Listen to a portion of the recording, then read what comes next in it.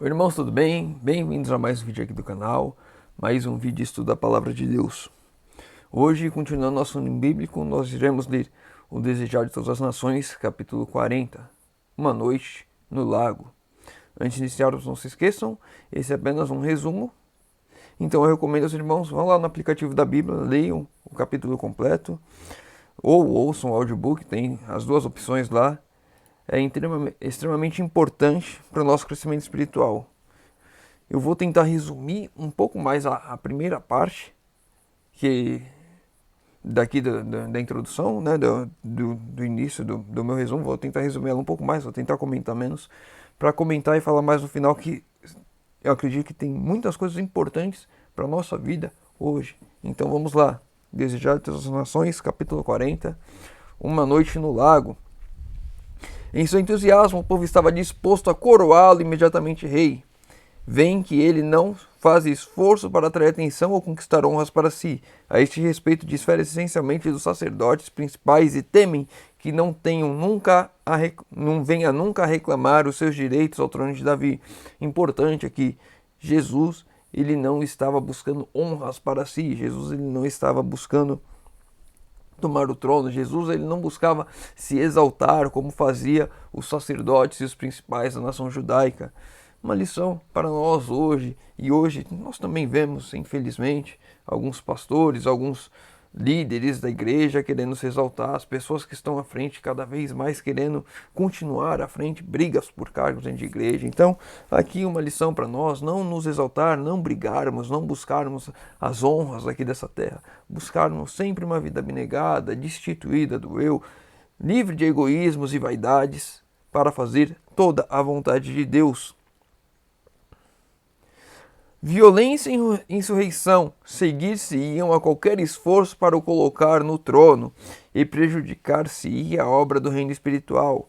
O plano deveria ser impedido sem demora. Chamando os discípulos, Jesus ordenar-lhes que tomem o barco e voltem imediatamente para Cafarnaum, deixando para despedir a multidão. Então Jesus sabia que estava ali rolando um plano, acontecendo um plano, eles estavam tramando um plano, os discípulos, as pessoas, de proclamar a Jesus como rei, colocar no trono de Davi, e ele sabia que isso só iria causar brigas, violências, tumultos, e isso iria prejudicar a obra. Devemos tomar cuidado com qualquer tipo de ação, qualquer tipo de atitude que venha a trazer esse tipo de coisa para as nossas vidas, para dentro da igreja. Isso vai prejudicar a obra. A gente já leu aqui, mas em algum capítulo anterior, que eu não lembro qual, falando que tudo que nós tivermos que fazer para evitar que coisas prejudiquem a obra, prejudiquem a pregação do evangelho, prejudiquem o meu testemunho, o testemunho da igreja, eu devo assim evitar. Não deixar, obviamente, de repreender coisas erradas dentro da igreja ou que estão acontecendo, porque nós vemos também que Jesus assim o fez. A única coisa que deixou Jesus revoltado era a injustiça. Injustiça dentro da casa de Deus. E assim como aconteceu a injustiça, isso causou a revolta de Jesus quando ele pegou lá as cordas e expulsou as pessoas do templo, virou as mesas. Assim nós também devemos ter esse zelo para com a obra de Deus, mas não causar tumultos e brigas por besteiras, por vaidades, por ego e coisas desse tipo. Se alguma coisa vai prejudicar a obra, devemos agir firmemente para impedi-lo. No próprio ato de avançar para dele se apoderarem, não lhes foi detido os passos, e o alegre e ansioso olhar amorteceu-lhes o semblante. Naquela multidão, homens de espírito vigoroso e firme determinação, o régio porte de Jesus, porém, e as suas breves e serenas palavras de ordem, aquietam o tumulto, frustrando-lhes os desígnios. Nele reconhecem poder superior de toda terrena autoridade, e sem uma réplica submetem-se. Quando Jesus fala, quando eu e você estamos com o coração aberto a obedecer a Deus, a gente simplesmente ouve a palavra de autoridade e se submete. Jesus diz, faz assim, a gente se submete e faz exatamente daquela forma. Jesus diz, não faça isso, a gente se submete e vai daquela forma. Jesus diz, vai para lá, a gente se submete e faz. Quando nós estamos totalmente conectados com Cristo, quando nós estamos ouvindo a palavra do Senhor, quando reconhecemos que Ele é o nosso Salvador, quando Ele fala com a voz de autoridade que Ele tem, suprema, nós simplesmente nos submetemos e fazemos.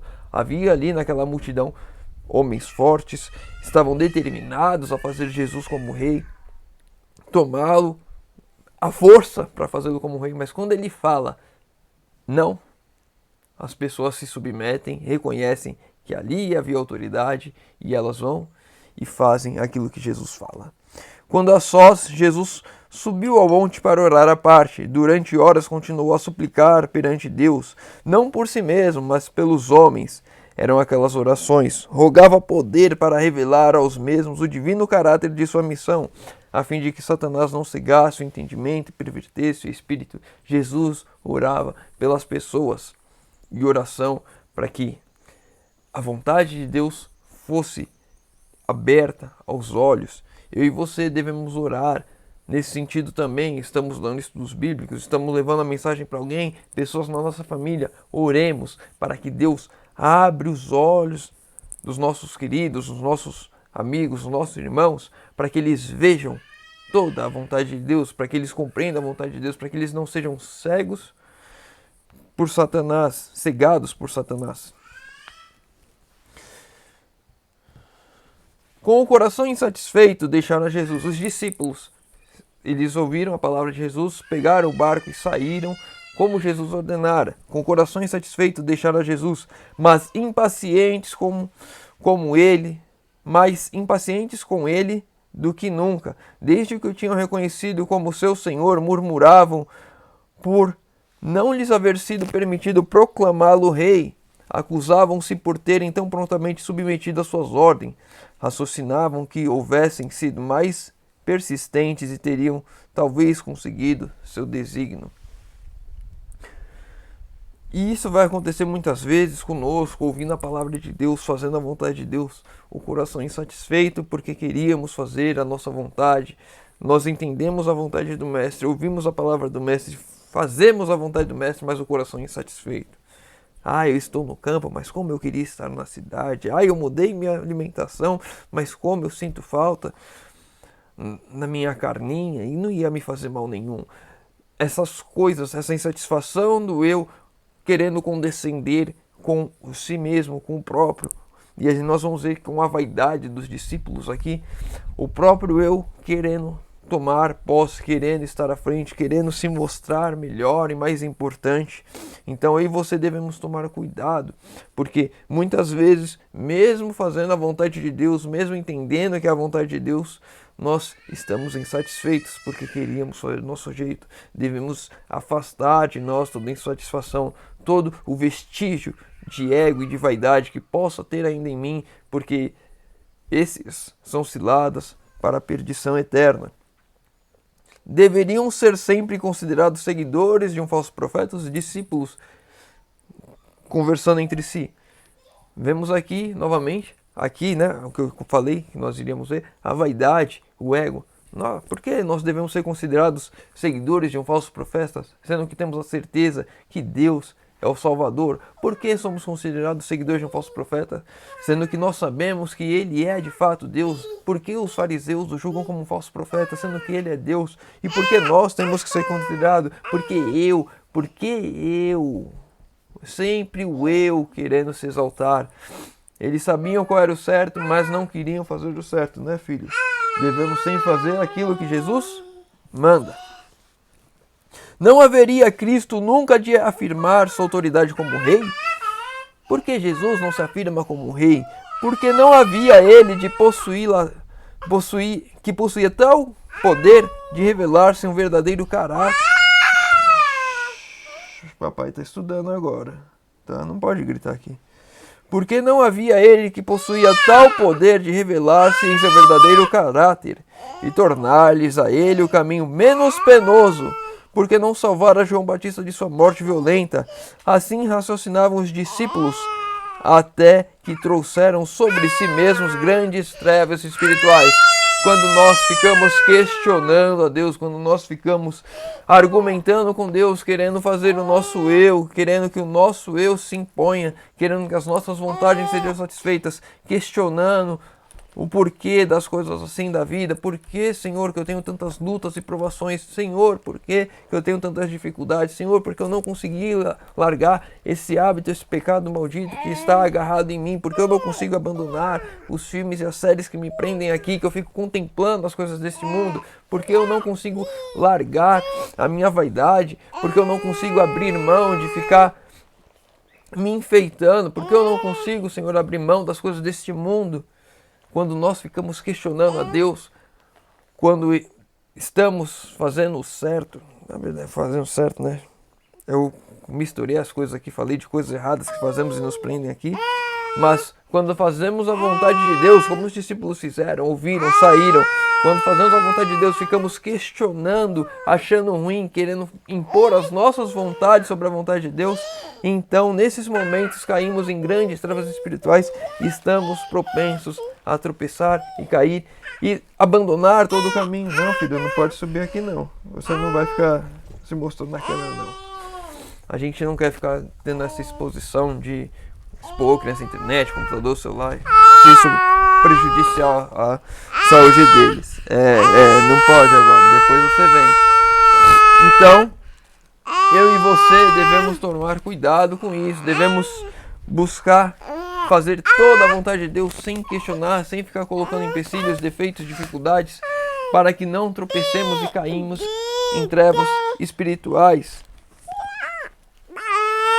Perguntaram: poderia ser Jesus um impostor, como afirmavam os fariseus? Então, no momento em que estamos em trevas espirituais, quando estamos com dificuldade de fazer toda a vontade de Deus, ou estamos fazendo, questionando, então nós acabamos colocando em dúvida se Deus é Deus.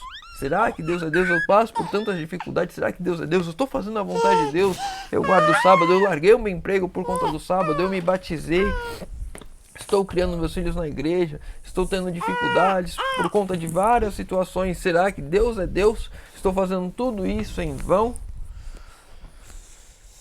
Essas vaidades, esse orgulho, cabe a nós afastarmos de nós, confiando plenamente em Deus e não querendo fazer a nossa vontade sobre a vontade de Deus.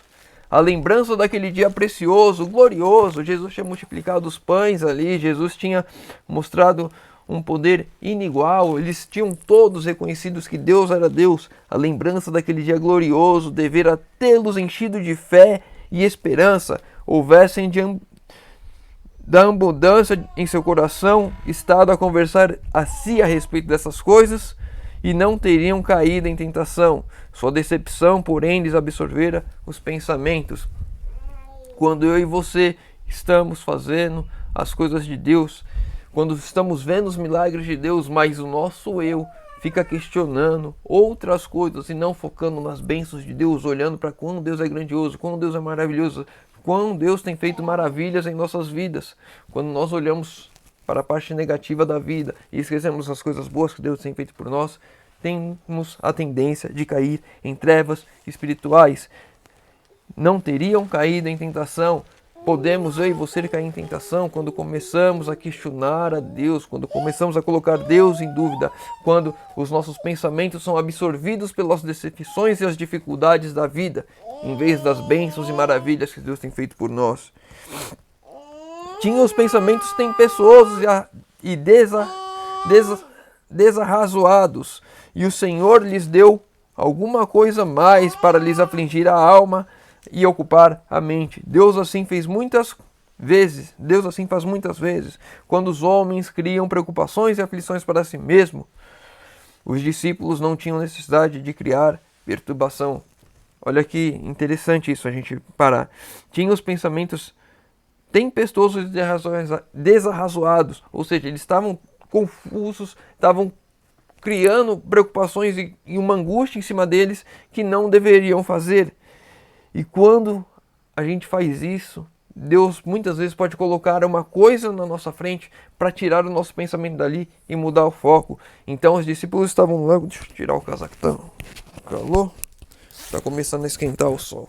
Então Os discípulos estavam ali no lago e veio uma grande tempestade, uma tempestade muito forte. Os pensamentos deles estavam focados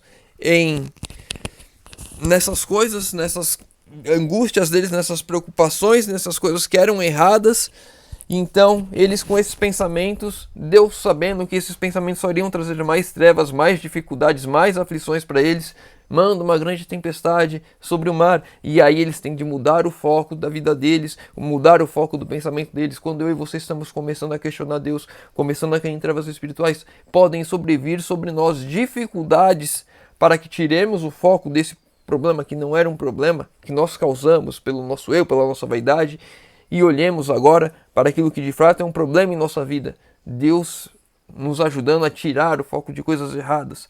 Muitas vezes agora estamos enfrentando um problema de verdade, porque Deus colocou ele ali para nos ajudar a tirar aquilo que não era um problema de nossas vidas, mas que se tornaria um grande e muito maior problema quando estamos questionando a Deus. Podemos cair no problema de nos desviar o olhar de Cristo e perder a salvação. E assim, Deus manda um problema de fato em nossas vidas para que não fiquemos questionando a Deus, foquemos no problema, para que não caiamos nesse perigo de perder a nossa salvação. Violenta tempestade se viera imperceptivelmente, aproximando-se deles, e não estavam preparados para ela. Era um súbito contraste, pois o dia fora perfeito, e quando o vento soprou sobre eles, atemorizaram-se, esqueceram o aborrecimento, a incredulidade e a impaciência. Todos trabalharam para impedir que o barco fosse a pique. E muitas vezes, olhando aqui, como eles estavam trabalhando em conjuntos, podemos aplicar isso dentro da igreja. Muitas vezes eu e você temos alguns problemas dentro da igreja, temos discussões dentro da igreja e muitas vezes Deus manda algum problema de fato para a igreja para que possamos tirar o foco dessas coisas e trabalhemos juntos, unidos, para que a igreja não afunde, para que a obra não afunde. E muitas vezes eu e você temos problemas individuais em nossas vidas que são colocados por Deus para que possamos trabalhar, para desviar o foco daquilo que está nos levando à perdição e trabalhemos para sobrevivermos, para nos mantermos. E claro que obviamente Deus estará ali conduzindo. Apenas essa mudança de foco. Jesus não os esquecera. O vigia vira da praia aqueles homens possuídos de temor, em luta com a tempestade. Nem por um momento perdeu de vista os discípulos.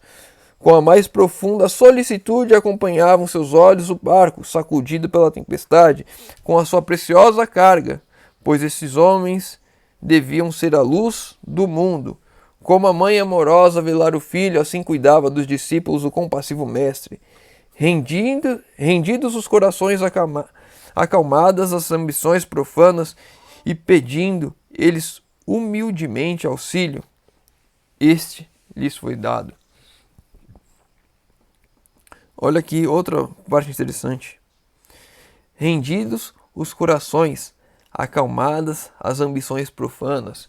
Quando nós estamos de fato com um problema, essas coisas da vida que tendem a estimular o próprio eu, tendem a estimular o egoísmo, essas coisas são caladas, porque mudamos o foco do problema, pedimos auxílio a Deus e Deus sempre está olhando por nós, mesmo antes de pedirmos o auxílio. Quando a tempestade sobreveio, eles começaram a trabalhar ali para não afundar, não pediram auxílio de primeiro momento, porque eles ainda estavam ali mudando o foco da descrença deles, da incredulidade, daquilo que eles estavam questionando, para o problema que ali estava. Quando eles viram que a tempestade era mais forte do que aqueles que eles podiam conter, começaram a pedir auxílio.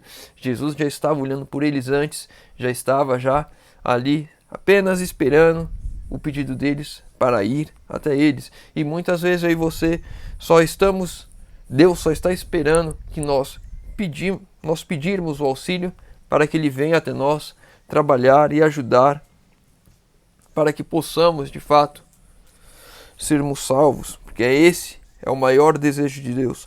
Olhando para Jesus, Pedro caminha firmemente, como satisfeito consigo mesmo. Porém, volta-se para os companheiros no barco, desviando os olhos do Salvador. O vento ruge, as ondas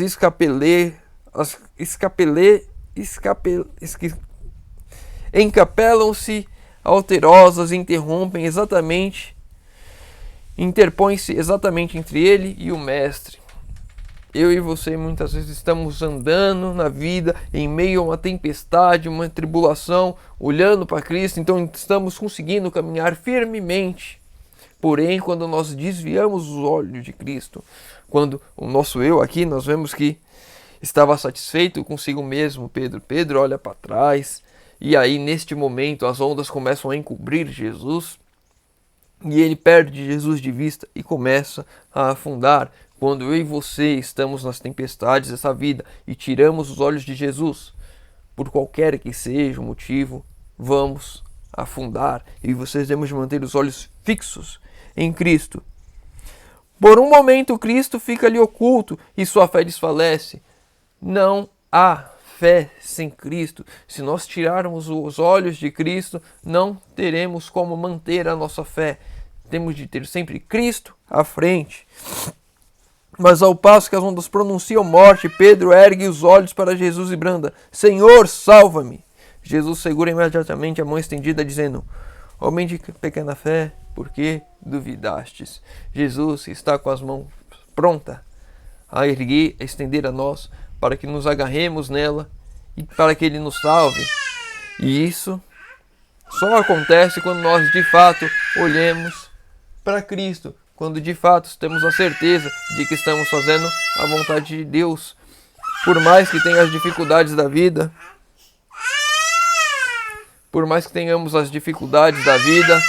vamos sempre enfrentar lutas, provações, mas Jesus está com as mãos estendidas a ponto de nos pegar, nos estender a mão para nos salvar.